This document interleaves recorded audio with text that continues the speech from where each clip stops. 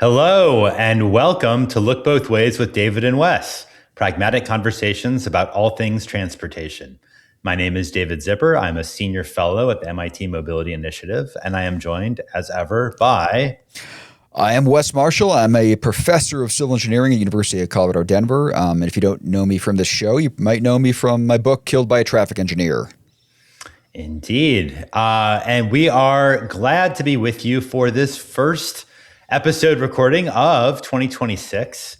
And for those who are watching on video, you might see the backdrop for me is a little different than before, a little more, if it looks a little more rural, there's a reason for that. I am in the boonies of West Virginia as opposed to the thriving metropolis of Washington, D.C. But Wes, I feel like your backdrop is the same as ever. So far, it's been the exact same as it's always been.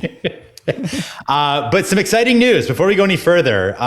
Both Wes and I will soon be heading to Washington, D.C. for the Transportation Research Board annual meeting. It's a huge conference. We'll be talking about that a little bit later in the show. But since we're both going to be in the city, in the same place, actually, I think, is this the first time we've been in the same place since we started the podcast, Wes? Yeah. Yeah, wow. I think so. Yeah, it's our first time. So we thought it'd be fun to do an in-person rail drinks. Nothing fancy, but you're welcome to come join us at Free State, which is a bar in DC close to the convention center on Tuesday, January 13th at 5:30 p.m. Just come have a beer, have a cocktail with us. And we'd love to see you and get to know some of our listeners because we know some folks will be in town for this big conference. But again, it's going to be January 13th to Tuesday at 5:30 p.m. at Free State. Anything to add? If nobody comes, then it'll be like you and I having the podcast, but not recording it over drinks in DC. Which is we fine won't be by having me. one drink. We might have multiple at that point. But it's fine by me. Like, that would be fine too. But we'd love to see people. But yeah, it's a busy week. It is a busy week, but it's a good week. So let's dive in, though. So this week, or for this recording, we're going to be discussing a few topics. We want to talk about what we can learn from Waymo's San Francisco meltdown during a blackout last month.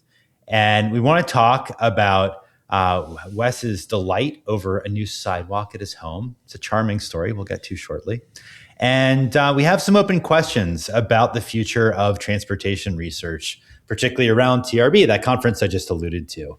And we'll get to all that. But first, let's just ease our way in. It's a new year. Everyone's coming back from, travels and sleep and food and all of that. Wes, I don't know about what it's like in Denver, but where I am in West Virginia, it's really freaking cold. Insightful point for me as ever. But I thought it'd be worth beginning with a little question. How do your travel habits change with the seasons, if they change at all? Like when we first moved here to Denver, like one of the questions we often get asked, like whether we'd be coming home for like the Christmas holiday season, coming back to the Boston area. And our answer was no. Like travel this time of year is always a little bit dicey if there's snow here or snow there.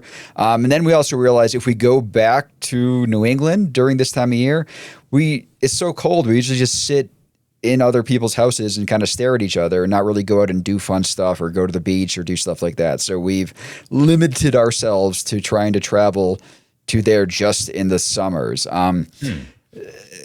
I will say, I know you talked about how cold it is in West Virginia. One thing I will say here, it's been like 60 plus every day for like a month in Denver. Like, climate change is the best, isn't it? It's like scarily nice. It's like this is beautiful, but I'm like, it's disconcerting as well. Apparently it's the first year in history where every home Broncos game kicked off with over 60 degrees weather. Wow. It's been wild. So yeah. I guess you don't really need to change your travel habits. I don't. Yeah, it's going to go in this direction. I could just do whatever. But in general, that's what I try to do. Like we try to do our schedule of travel in the summer, but partially it's because I'm a teacher. My wife's a teacher too, so that also makes it quite easier. But like on a daily basis, you're going to be as likely to bike in December as you would in June. Oh, commute wise? Oh, that's actually what I really meant. Yeah. Oh, yeah. No, I bike every day, sort of no matter what the weather. And actually love the days where there's a lot of snow. The ice is a little bit more of a problem, but Denver, for whatever reason, I think because of the lack of humidity, doesn't get as much ice as like the East Coast does. So you're kind of just going over packed powder. But I did take one of my wife's old mountain bikes and I put spiked tires on it, which has made a difference. I will say when the weather is really bad, I still will bike one direction, but I will often bike to the train and take the train home the other direction. Because that's also a function of the sun. Like the way the sun hits in Denver, like one side of the street is often melted way before the other. And if I'm biking home at night in the dark, sometimes it's hard to know if you're going to hit some slick parts. So on the way home, I might take the train. Such a based on different like temperate zones on the sides of the street. I don't understand how Colorado works, I think, sometimes when we speak about these things. Yeah, I'm getting into the nitty gritty, but I bike every day. My wife laughs because some people say like there's no bad biking weather, just bad biking clothes. Right. So if you put on the right clothes, like you're good to go. And like when I make that trip, I feel like a pirate at sea, like biking through the snow. And it's actually much better exercise and it's kind of fun. It takes a while. And a pirate at sea biking through the snow. I'm just trying to unpack that. It feels like that. Like that's the mentality I have when I do it, where I don't know, like this is also part of like what I think about how making good habits. Like you don't ask yourself every day like whether you should bike or not. I just do it. Like I don't say, because sometimes you say, oh, should I bike? And you're like, oh, no, I'm going to do something else. So my mentality is I'll just do it no matter what and not even think about it. I don't know if that's noble or suicidal as an approach toward life. I'm just going to do it without thinking about it. But, I don't judge. I will say, maybe we can talk about this over those drinks at TRB. I've heard that saying, like, there's no bad biking weather. There's only bad biking clothes. In that case, I don't know what the hell I should be wearing when I bike because I freaking hate biking when it's super cold and when it's pouring rain in DC or something. So I don't know what these magical clothes are that make biking delightful when it's pouring rain or 25 degrees out. So maybe you can help me understand. Denver does not get much rain. And when we do, you can just wait 15 minutes and it'll go away. So I don't have to worry about the rain so much. It's just the snow, the cold. And in that case, I always used to joke, like the secret to the north is layers. Like you don't really need like the high tech whatever jacket. Like if you have a few layers, like that is, I find to be more effective than that. And for biking purposes, oftentimes it's the gloves and like the socks or boots or whatever you have on that. Like that's where your extremities there are the things getting cold. It's not your legs. It's not your arms, not your chest. Maybe your nose or sometimes I get home and like, I have weirdly long eyelashes, so like my eyelashes will be covered with ice when I get to my house. That's weird. I do have a prominent nose, so maybe that's part of my problem. But we don't have to keep going down this rabbit hole as we discuss our strange physical deformities and eccentricities. But I'm glad that you're biking 12 months a year, even if I am not. I did get one bike ride in this week because it warmed up a little bit in West Virginia, and I have a nice gravel bike out here. But that's awesome. Good. Yeah, that's a different kind of biking, right? It is. I love it. I only got into it sort of relatively recently, actually, but it's a hell of a lot of fun. All right, should we do word on the street? Yeah, let's do it. All right. So this is the section where we discuss a transportation issue that's in the news, and this week we want to talk about robotaxis, which we've talked about before in several episodes, but specifically. There was a bit of a meltdown in San Francisco last month, and I'll give some context, and then we'll unpack it and maybe look for some lessons. But suffice to say that on December 20th in San Francisco, there was a little bit of I guess a transformer went down, and there was a partial blackout. So that's obviously a big problem. It's a foreseeable kind of problem. Blackouts are not that rare. But Waymos really struggled to handle it. They were malfunctioning across the city. Specifically, there were many documented cases and videos of them basically halting, freezing, bricking, whatever term you want, at an intersection, a four-way intersection with flashing lights, and in so doing, blocking traffic all around. What they should be doing is if they can't continue on, they should be pulling off to the side of the street, out of the way, or maybe going to some sort of parking spot that's out of the way with a remote operator guiding them there. That didn't happen in many instances. And there was particularly concerning. There was a report soon after this incident on December 20th from a San Francisco supervisor that the Waymos actually blocked the San Francisco Fire Department from reaching that transformer fire. So I haven't seen that confirmed afterwards, but this was reported in a major newspaper. So it seems like a real issue, and it's certainly concerning. So since then, Waymo has said they're updating their fleet, so it won't happen again. This is often what Waymo does when something goes wrong. They say, "Oh, we're learning. We'll get better. We'll make sure it doesn't happen again."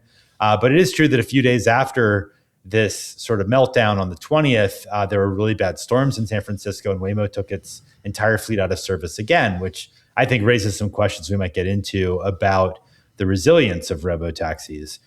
There's a lot here and a couple of topics I'd like to delve into, but I think that's enough to at least get us going. And Wes, I'd love to hear if you see some lessons here or some flags that you think are notable.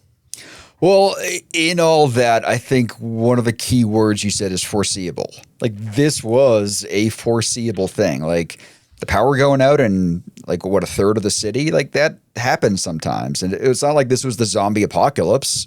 Like, this wasn't a fire or earthquake or massive flood. This was something that you kind of expect is going to happen.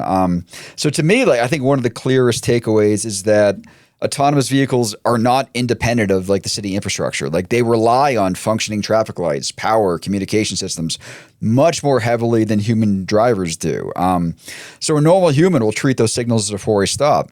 And Waymo's default is to do that. But in this case, I guess the scale of the blackout meant that they had to, they had hundreds of vehicles waiting for confirmation from Waymo to proceed. So they were just stuck. And that's when it gets into the update. Like, oh yeah, we'll take care of it with an update.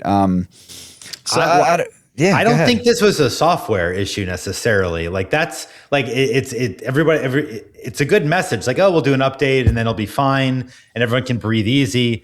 But I don't know that this was necessarily a software failure. One big sort of spotlight that this incident has placed is on this sort of shadowy role of remote operators or teleoperations, which nobody has really understood.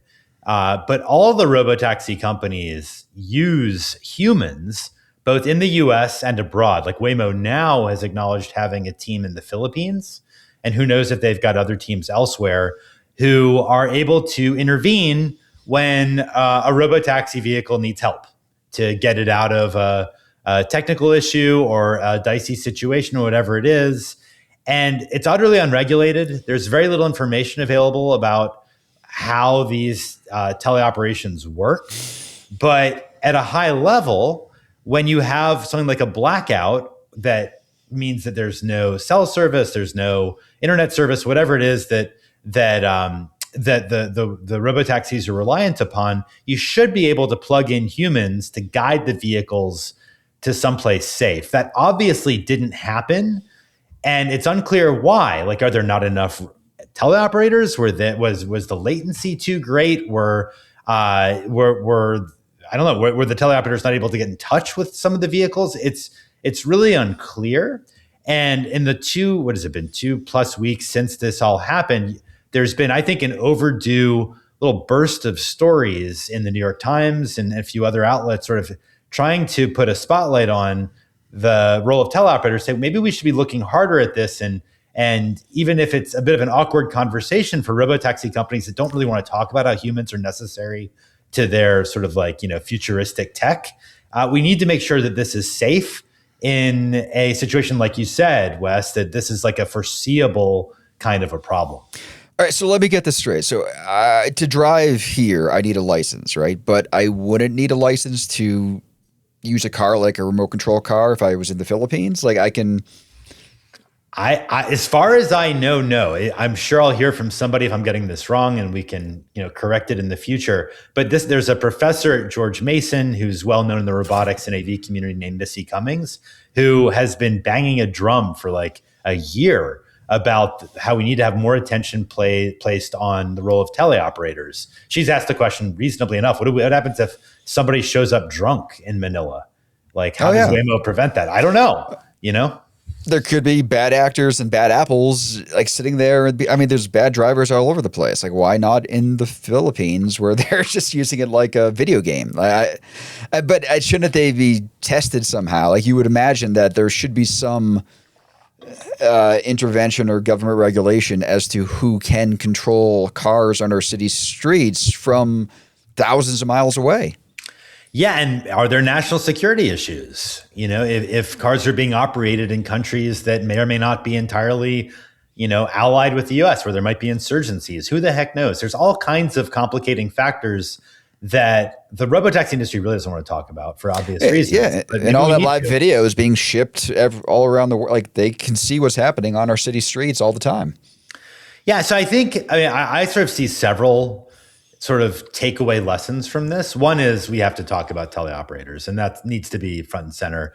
Another is, I think, just at a high level, we should be considering whether or how, I should say, robotaxis affect the fragility of transportation networks, right? Transportation networks can deal with a lot of problems, like cars break down, there are crashes, like there are, like, trains can derail once in a while.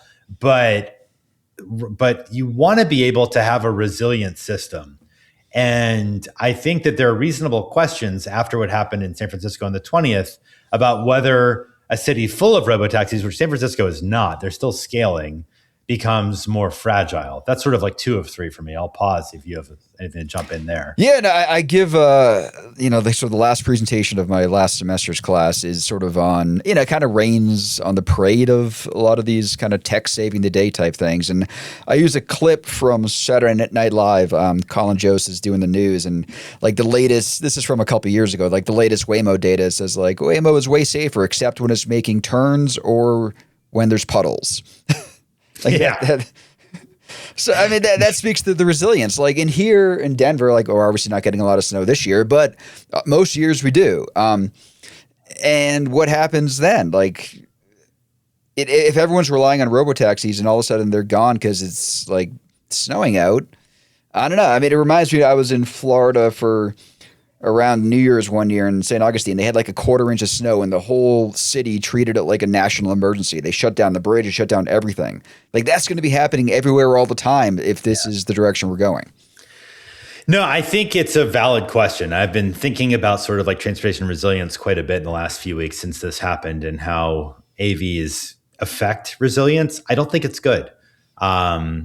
It's because you want redundancies and you want to know that at least for foreseeable kinds of problems, you're not going to see a transportation network be frozen. And I don't know how anybody could look what happened on the 20th in San Francisco and say, okay, I feel very confident, with in a city full of robotaxis. I think the last point I was going to make as a sort of like a lesson from this is about safety, because there's so much talk about robotaxi safety, and I find a lot of it pretty off kilter.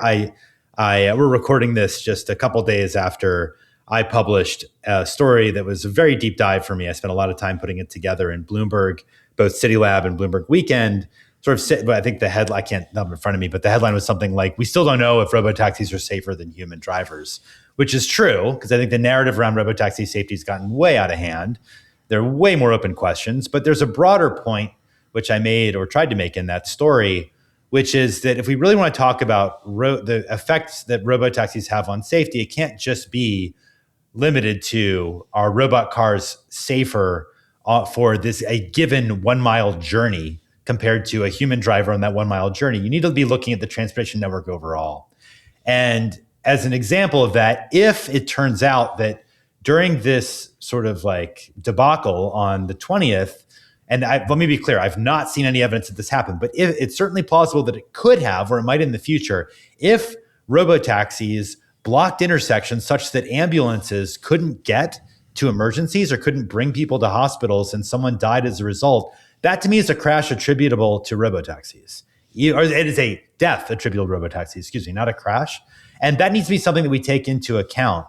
And we'd have a more expansive transportation network-based definition of safety. That's what I made in the Bloomberg story. And I think that it was something that I think what happened on the 20th in San Francisco sort of reinforced. Yeah. So I want to first say that I love that article that you wrote. So if those listening now have not read it, please do. Because when I read articles like that in my head, I'm also like, oh, but what about this? And you kind of hit almost every single point that I had in my head when you're like, oh, what about, if we look at safety this way? And you kind of hit, I think, almost all of them. I think the only one that kind of came to mind that you didn't hit is, I guess, going back to the idea that, Waymo is now going to update their software. And, if we get to a point in this world where, like a kid is dying on the road, like soon after an update, and we're kind of blaming the update on that, like, I don't think our social cultural world is going to allow that. Like, people are going to lose their minds if their kids are killed by like a software update. Like, it's very different than getting killed by a drunk driver. Like that's all horrible in a lot of the same ways, but it is still different. You mean like the human psychology around tolerance for deaths caused by vehicles? Yeah, there's actually research around this that I've looked into showing that there's a lower tolerance for risk when people feel like it's sort of like a machine that creates the risk. Exactly. That's true. And I did not cover that in the story. That's true. Like, that is like the one thing I was like, oh, what about this? That's like, oh, the story's over. So you did everything else though. No, but even those bigger picture, like looking at safety more holistically, because, you talked about the idea that people are going to like maybe move from transit to Waymo. So like we need to kind of account for that safety difference as opposed to just like overall car drivers versus Waymo drivers. But I mean, you could also imagine taking into account the fact that, people that take transit, there's research showing that they're healthier, like they walk more and that sort of stuff. And that goes away. So like long-term mortality of people that get less exercise, I mean, it's hard to attribute that to AVs, but that's a part of all of this too. And when you think about mortality more holistically. Yeah, I think it's worth providing a little bit of context for those who aren't as steeped in AV discourse as you and I are. But the AV autonomous vehicle safety discussions have really revolved for years now around this simple question of, will a robotaxi be more or less likely to crash on a given journey than a car operated by a human driver? Full stop. It's a one-to-one comparison. And it's not apples to apples. It's like not. No. Well, first of all, there's all kinds of issues even at that. Looking at that analysis, and I won't go into it because it's all in the Bloomberg story if you want to read it. But like, it's unclear, frankly, whether Waymo or other companies are actually safer by that metric. But what really matters is not simply a narrow comparison between human and robot-driven journeys of a given distance or on a given route. You really need to look at the overall transportation network effect. And that's what you're talking about, Wes. Like, because robotaxis, they're really pleasant to be in. They induce more driving as a result because they're nice. We've talked about this, and that could have a whole host of effects. But, even if every individual robotaxi trip is safer than a human operated one, if you have more driving, you have more risk. Even if every individual mile is safer, collectively, you could have more risk, especially to your point, if there's less transit use, which is so safe in comparison. So this is really why I wrote that story in Bloomberg. This is unusual for me. I had many people or several people who I respect who are professors or are transition advocates asking me to write this because they were so flummoxed by this sort of like generalized acceptance among the public that Waymo is now safer than humans, and we're going to see crashes fall as robotaxis scale. And I kind of spent the time to put this together because I wanted to provide material and an explanation for those who sort of sense that that's not the full story and are actually right. I was trying to provide more of a thorough debunking if I could. Yeah, there's so much in transportation that we do. Like when we try to solve one problem, it leads to another. In safety, like I always use the term crash migration. Like if I turn a through road into a cul-de-sac, you're probably going to see better safety on those dead ends, but cars and crashes might move out to the bigger roads. And overall safety might actually be worse when you're looking at it more holistically. Like even interventions like rumble strips, like you put in those rumble strips to try to keep cars from driving off the road and hitting trees. You put in the rumble strips, yes, you might reduce that, but people jerk their wheel when they hit the rumble strip, and there's research that shows that you have more head-on collisions. which are worse than those run off the road crashes. So you might see a worse overall safety. And the same thing is going to happen with these technologies. When you fix one thing, it often leads to another thing. So the other thing I want to say is I love that you were able to sort of respond more formally to sort of your nemesis, that guy who wrote the op-ed on.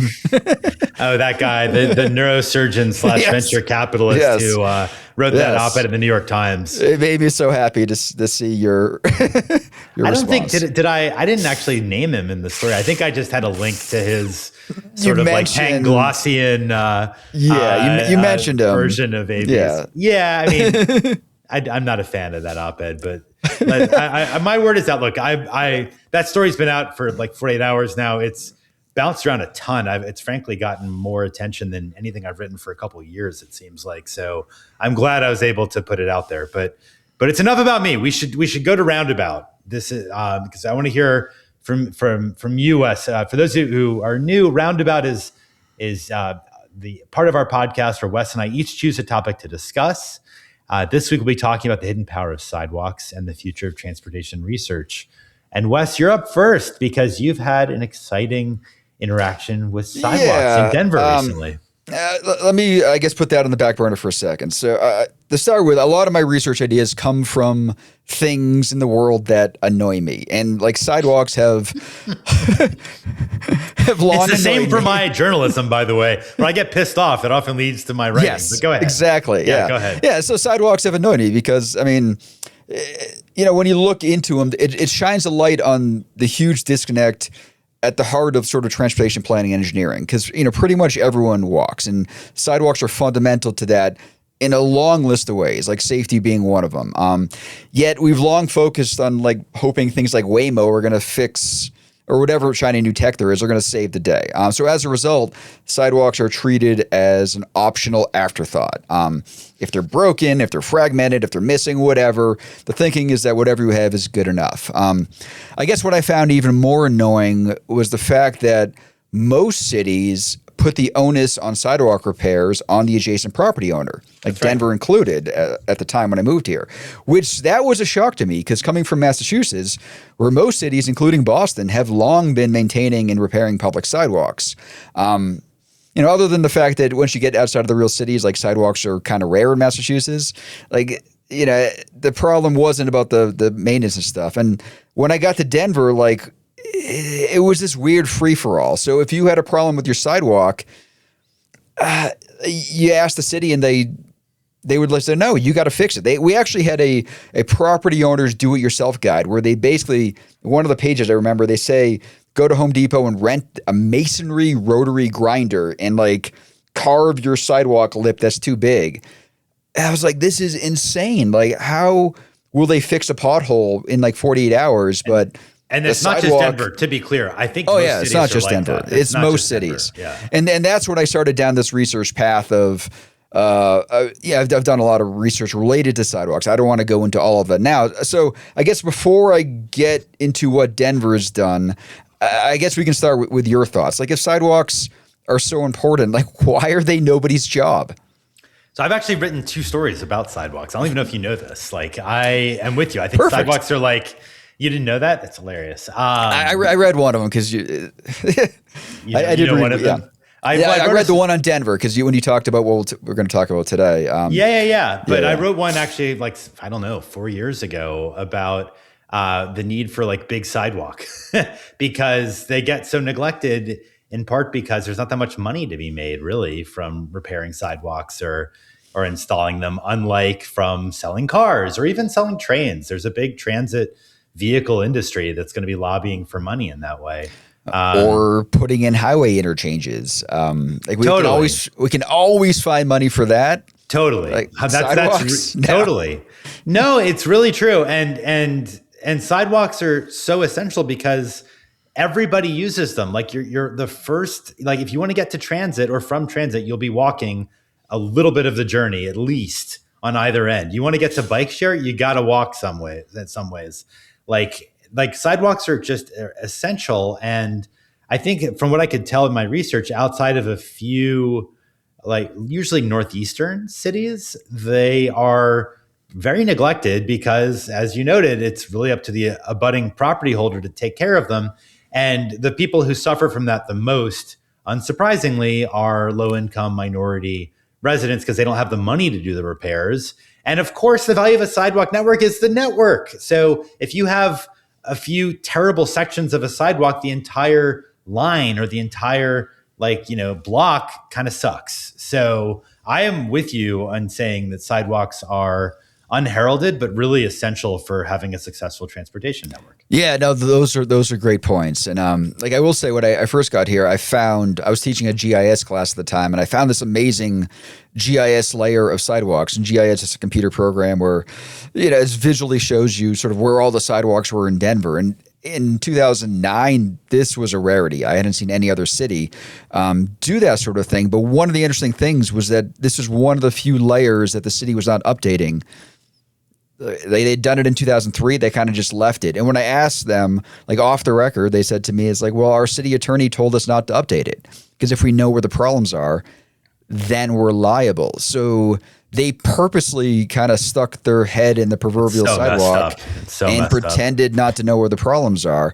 And that's when I started, oh my God, this is a problem. This is why we need to do something just so different than what we're doing now. Yeah, that makes total sense. So tell us what's happening in Denver. Yeah, so Denver was going down that path for a while. They tried to do some, smaller scale things to get some money to fix the sidewalk problems because they finally did start collecting the data on sidewalks. Our regional MPO, Metropolitan Planning Organization, started doing that. This is probably 2015, 16, 17, but we didn't have enough money to do it. They started putting some money towards it, and I did the math. I remember the amount of money they were putting into it. It would take them, I think, 237 years to finish the sidewalk network if they kept on that path. But one of our local advocacy groups, I think it might have been Denver Walks at the time, they kind of became the Denver Streets Partnership. And Jill LaContori, her group, put it on our ballot where part of your I guess it's not part of your property tax, but it's part of your kind of municipal services fees would go into this sidewalk fund. It was on our ballot. It won. I think it got 56% of the vote, which is pretty high for these sort of ballot initiatives.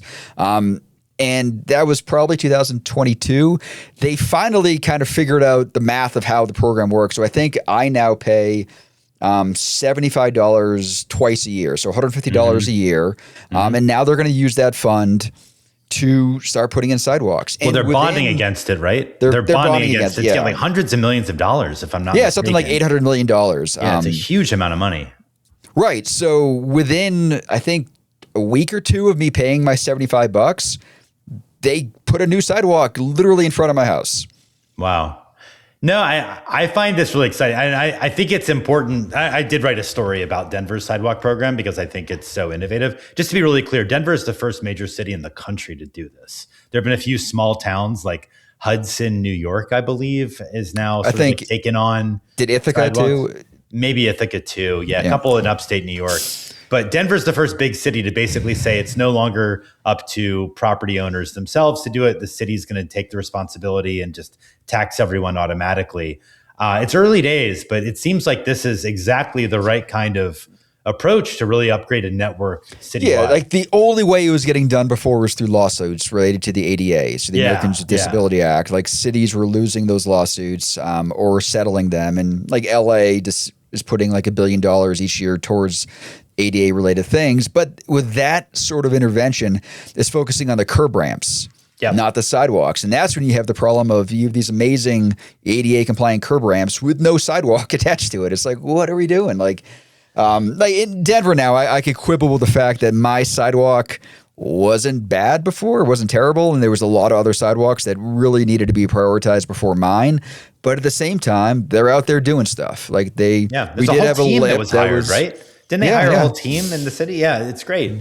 No, the other thing that I think is sort of encouraging about all this, or actually it's the reason why I wrote the story, I think it was in February of last year, is as far as I know, Wes, the feds aren't contributing a dollar toward this. It's all local dollars, isn't it? Yes.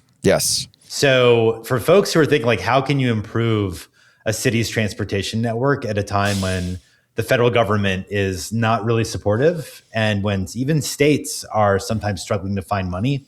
I think that Denver's sidewalk program is such a great example of how innovative city leaders can basically take on a really important problem and find a creative solution to it without turning to other levels of government. And like this directly connects to safety. Like when you look at like Hoboken, who we talked about before, and their Vision Zero and the fact that they've achieved it, they get a lot of credit for the daylighting and the sort of stuff they've done on traffic calming. But if you look back in time before they hit those marks, they put a lot of effort into just learning where their sidewalks were and where they weren't and where they needed to fix them. And like getting that data, like that's one of the fun research papers we did. We called, I think, something like 20 something cities, and we asked people like how they collect data for roadways. And every single city is like, oh, we hired this company. They come out like once a year. They use like LiDAR and they use cameras, and we get this amazing database of every pothole, every problem. And then we asked the exact same set of questions for sidewalks. Yeah. And like 95% of those cities are like, it's complicated. And most cities don't know anything about where their sidewalks are. So that is the first step. Like just getting that raw data, like where are your sidewalks? Where aren't your sidewalks? Yeah. Start there. And it can lead to Vision Zero. Like that's when you connect it to Hoboken. Like that's where we have to start. Not with Waymo. Sidewalks before Waymo. I think that's a good note to end on. All right. Should we talk about TRB? Let's do that as well. That'll be fun. Yeah, well, this will be more of a joint conversation. I guess I'm kicking it off, but I definitely want to bring you in quickly on it. So, Transportation Research Board is an august institution of the National Academies. It goes back to the 19th century, and it's really sort of like the entity that has for a long, long time guided transportation research in the United States and increasingly around the world. So their annual meeting, which is coming up just next week in Washington, D.C., attracts historically about 13 or 14,000 people. At least that's in the last several years, which is enormous. It's the biggest gathering of transportation researchers in the world. And it goes back to 1920. So it's not new. And who's actually coming? It's a lot of academics, certainly a ton from North America, but a lot from around the world as well. Many grad students, a lot of consultants, some elected officials. And what actually happens, there's lots of presentations about research. There's a lot of networking that takes place, sharing of ideas. There's often some speeches from public officials. Since it's held in Washington, often U.S. Department of Transportation people play a major role. But I mean, Wes, you've been going to I've been going to TRB for probably about a decade. But you've been going longer, and you're actually like a pure researcher in a way that I'm not. So I'm curious if you want to share sort of your perspective, what happens behind closed doors at TRB. Feel free to jump in. I've been going every year since 2005. So whoa, you just dated yourself right there and made yourself a real nerd, but that's okay. No, so I mean, I think there wasn't an in-person one in 2021. So I think this is my 21st TRB for me. All right.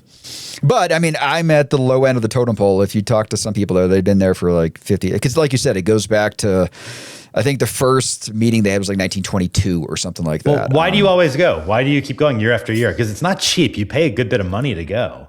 It's gotten more expensive. Like the joke is, this is where I see like 14,000 of my closest friends. But 10 years ago, it was like 7,000, 8,000. Like the number keeps going up. But like for people that are kind of in research, like for me, going through the tenure process, like you need to publish papers. And this was like the place for transportation research to do it, to network is part of it, but this is sort of where the research in transportation coalesces, where people from all over the world, like I'll see friends from like Canada and Australia and Europe and all over the place are all in DC. And honestly, the worst time of year to be in DC because it's often cold. The weather always sucks. Every year, people are bitching about the weather. But and just to be clear, for those who are not in research or haven't gone before, I mean, there's got to be hundreds of sessions on everything from, bike lanes to asphalt composition to autonomous vehicle engineering to whatever else under the sun you might be thinking about, maritime transportation. Yes, I will know before we get into the changes this year. Like that's one of the interesting things about the changes over my time. So like 20 years ago, like TRB used to be held at 3 different hotels, and like the stuff related to like the safety I cared about and bikes and peds and that sort of stuff was at the Hilton Washington, like the smallest of the hotels. And like, so it felt like a much smaller conference back then because there was very few people that cared about this stuff. Now, like the number of folks that do care about this stuff has grown exponentially. Like now, like the bike committee, like the way TRB works is through the committee kind of processes, but like they get 100+ papers every year. It used to be like a couple. Like it's just amazing how the sort of research we were considered to be important now has just exploded over, especially the last 10 years. I think maybe since Dan Sperling, he's a professor that does this sort of research. He was kind of in charge of it, I think around 2016 or 17. Yeah. It's changed a lot since then. Well, that I think is a good segue into what actually happened last year with Trump taking over the White House. And TRB got rocked. Transportation research got rocked. I wrote a story that I think we've discussed on a previous episode in February of last year, looking at how transportation research is sort of dealing with massive fallout under the Trump administration because there were executive orders that came out soon after Trump took the White House that basically all but effectively outlawed the federal government touching anything related to DEI, diversity, equity, and inclusion, related to there were a lot of concerns or some pushes to move away from climate change. And it was really some terrible stuff was happening with regards to transportation research, where people who were waking up and checking their email and finding out that their previously approved transportation research project was now canceled.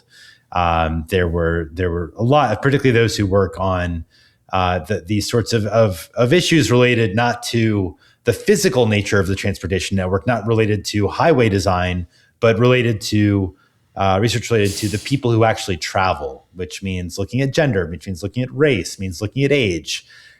So what happened really last year, uproar, upheaval, a lot of people really angry about the seeming retreat from DEI and climate change. And TRB actually just got rid of all the committees, right, Wes? And then reconstituted some of them, not all of them, but some of them. So I mentioned the committee structure, like that's sort of how TRB works. And to be honest, there probably were too many committees. But there were a number of committees that had some words that would be on the current naughty list, like words like gender or climate or things like that. So I think TRB, like because their funding comes from the federal government, they make a strategic decision.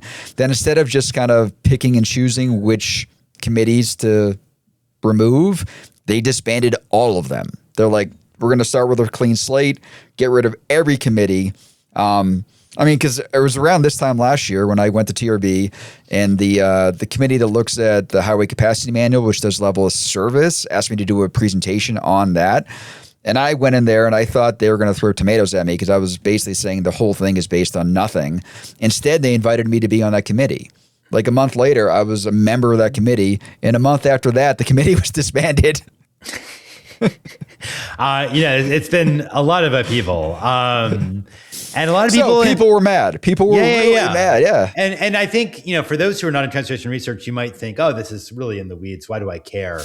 And I think it's worth caring about because this TRB is really a place where sort of like the agenda of transportation research gets decided to a large extent or gets shaped. Yeah, the agenda for sure, because a lot of the funding for transportation research projects comes up through these committees. Like this is too much on the nitty gritty, but essentially these committees decide sort of what projects are worth funding, and that's where the money flows through from the federal government towards projects. So it all goes hand in hand. Like the type of things to get researched come out of this. So if we're not looking at the things that some people might care about, they're not going to get funding. They're not going to get research. They're not going to get eyes on it. So this now will be the first TRB in a Trump presidency. Last TRB was just before Inauguration Day. There are a lot. He was president before, you might remember. Well, oh, I'm sorry. Well, I think of Trump too as being sort of like the higher proof, nastier version. So I've already like rabbit holed the first Trump administration. The West Virginia moonshine version. Yeah, exactly. Don't get ahead of rail drinks. We'll get there in a minute. But when, after all this went down with TRB last year, a lot of people were really angry and upset. There's a lot of discussion about how TRB was no longer a place where you could study issues around inequality or issues around climate change. And some people said, I'm never going again, particularly researchers who are, or people who are from other countries. I personally know, and I'm sure you do too, Wes, of some researchers and some policy leaders from Europe and from Canada who are just like, I'm not going, no way. Partly because they don't like what's happened at TRB, but also because they don't frankly feel safe going through customs in a Trump presidency, and I can't fault them for that. But so it's possible that there will be a different feel at TRB this year, maybe with lower attendance, maybe with some topics not under discussion so much, although I have been told by TRB executives that so far attendance looks to be pretty much the same as before. We shall see is all I can say about that. The website says they expect 14,000 people to be there. To be honest, I'd be shocked if that's the case, because I've talked to anyone I know from another country is not coming. I've never talked to anyone yet that is. A lot of the people I know from certain states are holding a kind of competing conference instead. And the few people that are coming to DC are wrapping it around TRB. They're not even coming to TRB. They're coming, right?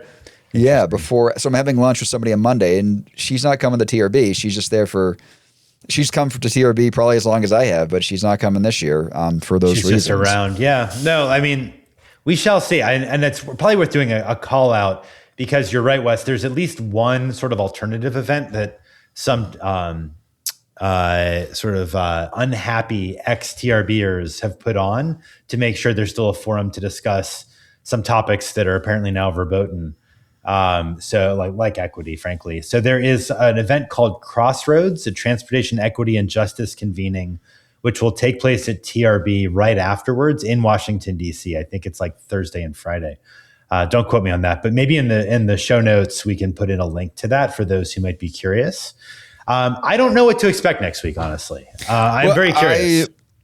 I'm trying to be an optimist about it, because I'm trying to view what are the opportunities here. And one of them is historically, the safety related committees at TRB were really old school. They didn't like a lot of what I would consider to be good transportation research that was looking at the right things, and those committees wouldn't let those papers through and get published.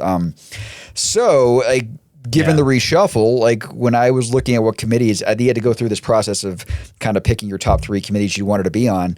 I put the safety ones to see what happened, and now I'm on a safety-related committee for the first time. Yeah, that's good. I mean, that would make sense given your background. The other thing I'd say is one of the most annoying things about TRB with 14,000 people at the convention center, it's a pain in the ass to get lunch anywhere near there. So I'm hoping with less people that I can have my pick of. Well, that's what really matters, Wes. That's the most important thing. Along with, again, I'm going to come back to this, our in-person rail drinks on Tuesday, the 13th at 5:30 at Free State. Wes and I will be there hanging out. Come get a drink. It's nothing formal. We're not going to have food and stuff. We're just literally going to be there yakking, and we welcome our friends and audience to join us. With that, we always like to end every episode with rail drinks, because we record this live, although we don't really edit it. This one is actually not live streamed, but it's still going to be just sort of put together on the fly. We always like to end each episode with a toast, because we record them in the evening, and that's what rail drinks is. So, do you have a beverage at hand, Wes? I do. I have. It's from a brewery called Station 26 Brewing. It's right near where I live in Denver. It's one of the places that got a hold of an old fire station, old Station 26, back before that was cool. They started brewing their own beer, and they started doing the early food trucks there every night, and it's still in business. A lot of breweries have started to kind of head out, but this one's still there. So Station 26, this is their probably their most popular beer, the Juicy Banger IPA. Nice. And it's a great place, right in the neighborhood. Everyone likes a banger. And I'm in West Virginia for the first time doing this one. So it feels appropriate that I have a West Virginia alcohol. I'm actually channeling you. I actually got bourbon this time. Look at you. Swilled Dog, hand bottled in Upper Tracy, West Virginia. Swilled Dog, ladies and gentlemen. It's really freaking delicious. I've had it. So that's actually good. Batch number 1, bottle 327. So I will simply say cheers and welcome to 2026. Ooh, that's tasty. It's got a kick, but it's tasty. And that brings us to the end of our first episode of the year. We are delighted that you joined us for this episode. If you enjoyed it, please do leave a rating, give us a review, tell a friend, and hit subscribe also. That way you'll know when new episodes are coming out. We hope we'll see some of you on the Tuesday the 13th at Free State. But if not, we'll be doing our next episode. This will be a live stream on YouTube, and you can subscribe there to get alerted when it's going to be happening. It'll be on Wednesday, the 21st of January at 6 p.m. Eastern. We'd love to have you join there. And in the meantime, feel free to get in touch with us through our email, which is lookbothwayspod@gmail.com. We also welcome your questions, which we'll get to as many as we can in future episodes. You can reach me at davidzipper.com, and I have a newsletter there you can sign up for. And Wes, I'll just give them your website if that's all right. Is that cool? I'm just realizing that bourbon must have been strong because you were having a hard time getting through the beginning of that sign off there. Shut up, Wes. His email is whatever it is. It's his website though is wesmarshall.org. We're both on Blue Sky. You can find us there. But with that, I will simply say again, thanks for joining us, and we'll either see you in Washington in a week or we will talk to you through the next recording in a couple weeks. But thanks for joining.